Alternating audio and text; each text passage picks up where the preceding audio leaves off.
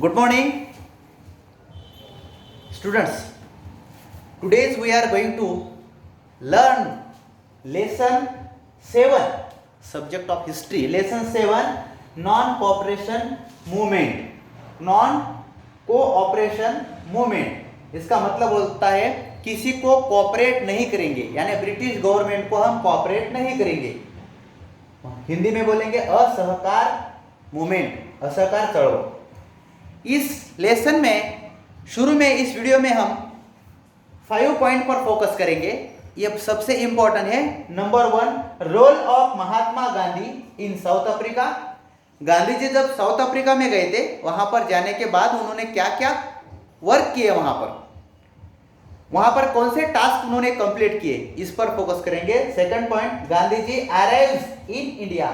वहां से south Africa से गांधी जी इंडिया में आने के बाद में उन्होंने क्या क्या एक्टिविटी की उसमें से उनकी फिलोसॉफी ऑफ सत्याग्रह। सत्याग्रह क्या है, उसकी फिलोसॉफी क्या है, सत्याग्रह का मतलब क्या है, चंपारण सत्याग्रह एंड खेड़ा सत्याग्रह, इतने पॉइंट पर हम डिस्कशन करेंगे। Let's start. In the Indian national movement the period of 1920 to 1947 is known as the Gandhian era. Bharat की जो राष्ट्रीय मूवमेंट थी फ्रीडम को लेकर, भारत को फ्रीडम दिलवाने के लिए जो राष्ट्रीय मूवमेंट काम कर रही थी, ये 1920 to 1947 का जो पीरियड है, इस पीरियड को गांधीयन एरा बोलते। क्या बोलते हैं इसको? Gandhian era. इस पीरियड को बोलते Gandhian era. After the death of Lokmanya Tilak in 1920, the reason of national movement went into the hands of Mahatma Gandhi.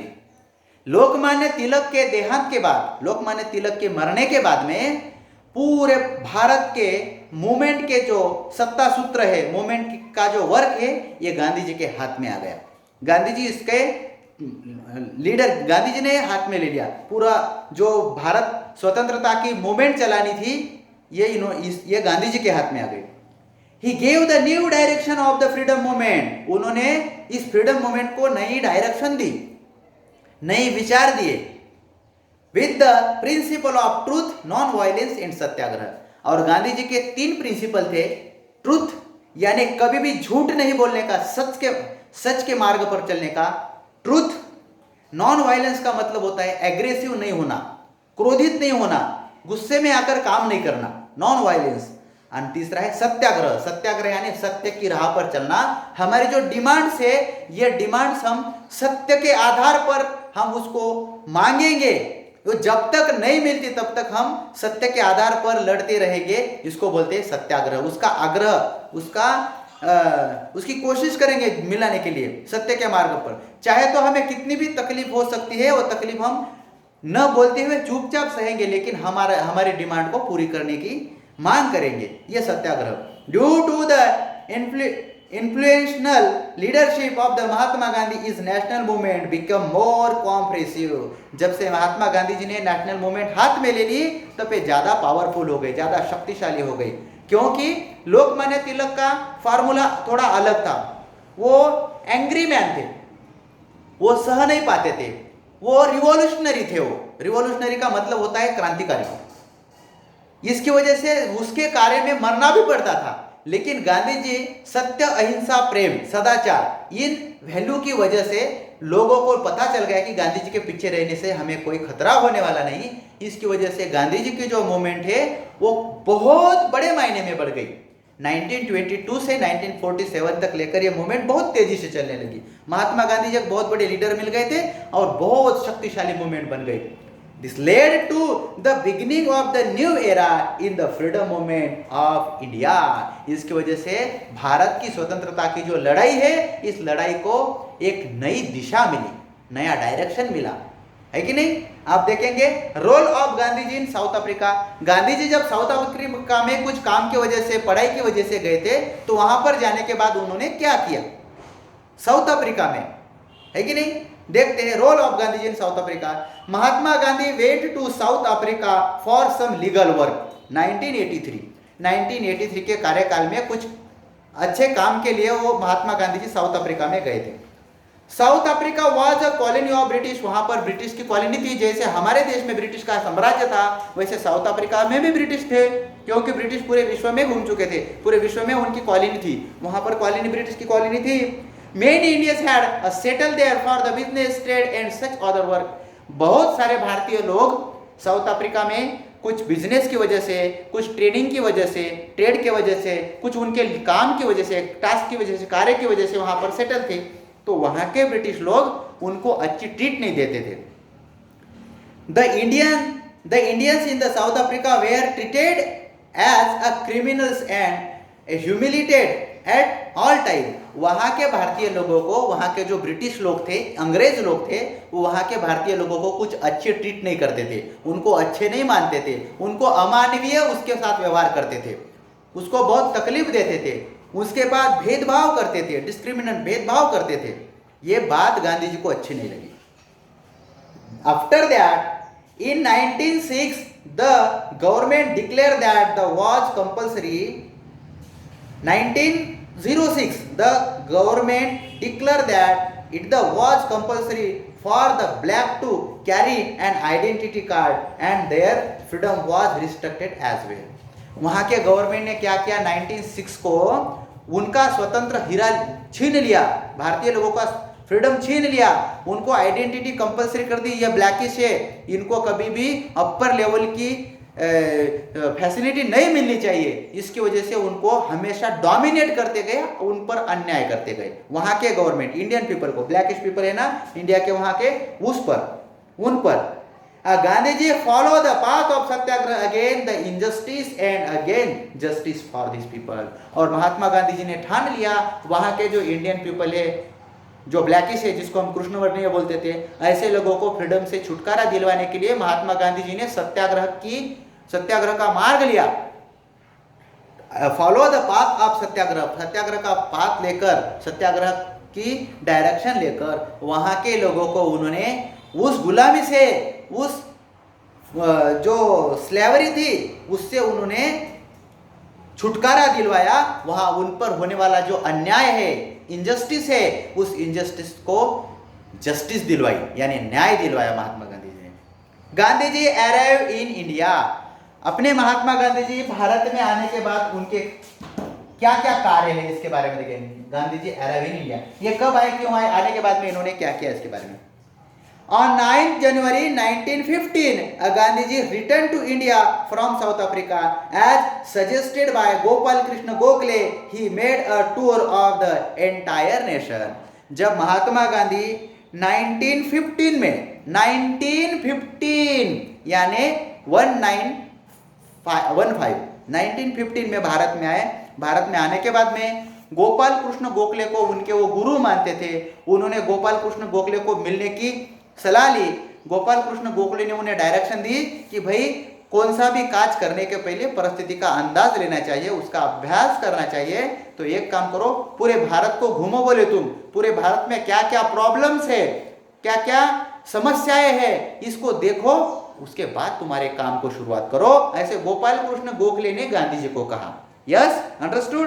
Then after that he made tour entire nation. He became sad looking at the misery and poverty of the people। जब गांधी जी भारत में घूमे ना, तो उनको बहुत गरीबी दिखी देश की, बहुत पुअर पीपल उन्होंने देखे, और उसी के साथ साथ उन्होंने पूरे देश में, यानी माइजरी की मतलब होता है कंजूसी, गरीबी, ये सब अवस्था, बेकार अवस्था उन्होंने भारत की देखी। उन्होंने काम करना शुरू कर दिया कि सबसे पहले इस बात पर काम करना चाहिए। He took up a vow of service to the nation. He stayed at the Sabarmati Ashram in Ahmedabad. He followed a new technique of the satyagraha to gain justice for common people। महात्मा गांधी वहां पर जाने के बाद में उन्होंने ठान ली साबरमती आश्रम में, एक छोटा सा आश्रम में रहकर पूरे देश की सेवा करने का कमिटमेंट महात्मा गांधी जी ने कर लिया। और वहां से उनकी सत्याग्रह के मार्ग पर जहां जहां पर अन्याय हो रहा है, यहाँ पर काम करना महात्मा गांधी जी ने शुरू कर दिया। समझ में आता है ना? ठीक। नेक्स्ट पॉइंट है हमारा फिलोसॉफी ऑफ सत्याग्रह। अब सत्याग्रह वर्ड आया है कि नहीं, यानी सत्याग्रह क्या, फिर सत्याग्रह के बारे में पता चाहिए कि नहीं। आज हम जहां पर हम हड़ताल करते, हम आंदोलन करते, तो उसी के जैसी एक बात है सत्याग्रह। सत्याग्रह का मतलब क्या है, इसकी फिलोसॉफी क्या है। Gandhi ji brought in novel technique of satyagraha in the popular movement. Mahatma Gandhi ji ने विश्व में एकमेव अभिनव ऐसी टेक्निक यूज की थी सत्याग्रह की, यानी सत्य को लेकर हम डटे रहना, हमारी मांग को लेकर हम फर्म रहना, बदलना नहीं, इस सिचुएशन को सत्याग्रह कहते हैं। आफ्टर दैट सत्याग्रह मीन्स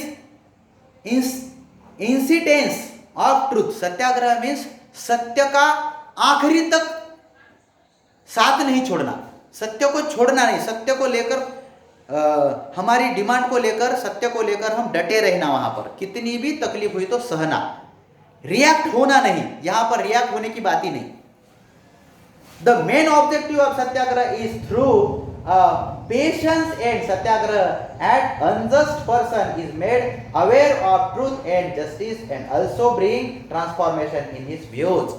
सत्याग्रह का मतलब होता है दूसरा आदमी हम लोगों पर अन्याय कर रहा है, हम सत्य को लेकर संयम से, शांति से उनको समझाए कि भाई आप जो कर रहे हैं ना वो अन्याय है, इस बात से हमें तकलीफ हो रही है, ये बात अच्छी नहीं, हम अच्छी तरह से समझाएंगे। हालांकि उस परिस्थिति में हम उनका अपमान सहन करेंगे, उनकी जो छोटी बड़ी पनिशमेंट है वो हम सहेंगे और हमारी बात हम उनके सामने रखेंगे।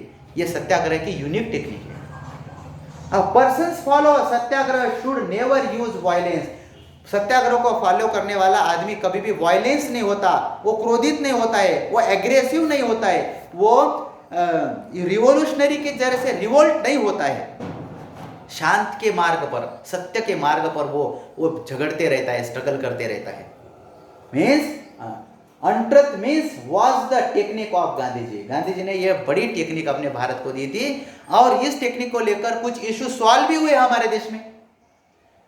Later, not only in Gandhiji but in many part of woods people adopted the path of सत्याग्रह। अकेले गांधी जी ही नहीं बल्कि गांधी जी को फॉलो करने वाले, सत्य को फॉलो करने वाले भारत के बहुत सारे लोगों ने इस टेक्निक को फॉलो किया, जैसे कि आचार्य विनोबा भावे, पंडित जवाहरलाल नेहरू आदि बहुत सारे पीपल, कोकन के गांधी, ये सब लोगों ने नॉन वायलेंस यानी सत्याग्रह की मूवमेंट को उन्होंने अडॉप्ट कर लिया, एक्सेप्ट कर लिया। महात्मा गांधी जी तो अकेले ही थे लेकिन हर लोगों ने ये टेक्निक सीख ली महात्मा गांधी जी से। Then Gandhiji's path of satyagraha made on impact on Martin Luther King who was struggling for the right of the black in America. Mahatma Gandhi ji का जो सत्याग्रह का पाथ है ना, इस इशू को लेकर, इस टेक्निक को लेकर अमेरिका में जो वहां के लोगों पर अन्याय होता था, अमेरिका में जो अन्याय होता था वहां के लोगों पर, वो अन्याय दूर करने के लिए अमेरिका के एक सोशल सर्विसमैन जिसका नाम था मार्टिन लूथर किंग, ये वहां के रिफॉर्म मूवमेंट के बहुत बड़े लीडर थे मार्टिन लूथर किंग्स। धार्मिक सुधारना मूवमेंट जो हुई ना वहां पर, वो वहां के बहुत बड़े लीडर थे मार्टिन लूथर किंग्स। इन्होंने महात्मा गांधी जी की ही टेक्निक अप्लाई की। तो देखो इस इशू का इतना देश में नहीं पूरे विश्व में चर्चा हुई कि सत्य का आधार लेकर हम हमारी मांगे पूरी कर सकते हैं। तो मार्टिन लूथर किंग ने बता के दिया कि यह भी सत्य है। इतना ही नहीं, as well as on a Nelson Mandela in South Africa. Mahatma Gandhi यहाँ आने के बाद में नेल्सन मंडेला वहां के एक ब्लैकिश लीडर थे, इन्होंने भी महात्मा गांधी जी का सत्याग्रह का मार्ग लेकर वहां के लोगों को उन्होंने फ्रीडम कर दिया। बेटा समझ में आ रहा ना? ठीक है, अब देखेंगे हम चंपारण सत्याग्रह। महात्मा गांधी जी ने सक्सेस किए गए कुछ सत्याग्रह है, सक्सेस किए गए कुछ सत्याग्रह, उसके बारे में एक खेड़ा सत्याग्रह, चंपारण सत्याग्रह है, किसके बारे में, इसके बारे में डिटेल देखेंगे। चलो नेक्स्ट है चंपारण सत्याग्रह का मतलब in Bihar. The farmer of Champaran region were force to cultivate Indigo.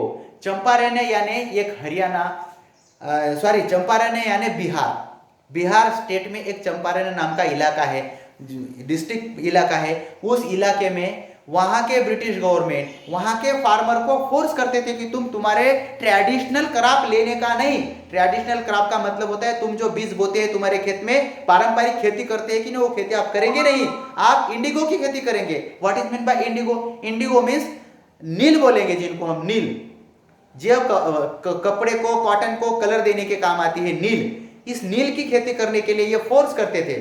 और इसकी खेती की वजह से वहां के जो फार्मर है, ये फार्मर बहुत बैड कंडीशन में आ गए थे, सब बैंकरप्ट हो गए थे, बहुत बड़े कर्जबाजारी हो गए थे वहां के farmer. Then the cultivator suffered economically since they received fix amount from a planters. और इसकी वजह ये जो सिस्टम है इंडिगो की खेती, तो जो प्लांटर यानी बड़े बड़े जमींदार जो है ना, जमींदार को एक फिक्स अमाउंट देनी पड़ती थी और ये इंडिगो ब्रिटिश गवर्नमेंट लेता था। ब्रिटिश गवर्नमेंट बहुत ज़्यादा पैसे में नहीं लेता था, कम पैसे में लेता था। इसकी वजह से किसान लोगों को, फार्मर लोगों को उनका पैसा इस प्लांटर को, बड़े बड़े जमींदार को तुरंत देना पड़ता था। तो देने वो उनके पैसे रिफंड कर नहीं पाते थे। इसकी वजह से वो बैंकरप्ट होने लगे, कर्जबाजारी होने लगे। उसके बाद क्या हुआ देखते हैं। गांधी जी वेंट टू चंपारण इन 1917। 1917 में महात्मा गांधी चंपारण में पहुंच गए। उनकी समस्या उनके ध्यान में आ गई। He organize the farmers in Champaran and launch agitation by following the way of satyagraha. Mahatma Gandhi वहां पर जाने के बाद में वहां के फार्मर को उन्होंने इकट्ठा किया, एक जगह पर लाया। इकट्ठा करने के बाद में उस फार्मर को बोलांगा हम सत्याग्रह करेंगे, हम आंदोलन करेंगे, एजिटेशन करेंगे, लेकिन हमारा जो आंदोलन है ये सत्याग्रह की बात पे होगा, सत्याग्रह के तत्वों पर होगा। तो वहां पर सत्याग्रह के तत्वों पर बहुत बड़ा आंदोलन हुआ। Gandhi ji first war of independence in India became successfully and the farmer were give justice. और महात्मा गांधी जी का पहला सत्य का जो सत्याग्रह था ये सत्याग्रह सक्सेस हो गया। महात्मा गांधी जी की स्वतंत्रता की पहली लड़ाई वहां पर यशस्वी हो गई और पूरे देश में पता चल गया कि गांधी जी का जो यूनिक टेक्निक है सत्याग्रह, ये बहुत बड़ा फेमस होने लगा। डे बाय डे दूसरे स्टेट में महात्मा गांधी जी पहुंचे, जहां पर गुजरात में खेड़ा नाम का एक डिस्ट्रिक्ट है, वहां पर भी बहुत बड़ा अन्याय होता था काश्तकारों पर, फार्मर लोगों पर। तो इसके बारे में देखें, खेड़ा सत्याग्रह लास्ट पॉइंट है हमारा, खेड़ा सत्याग्रह।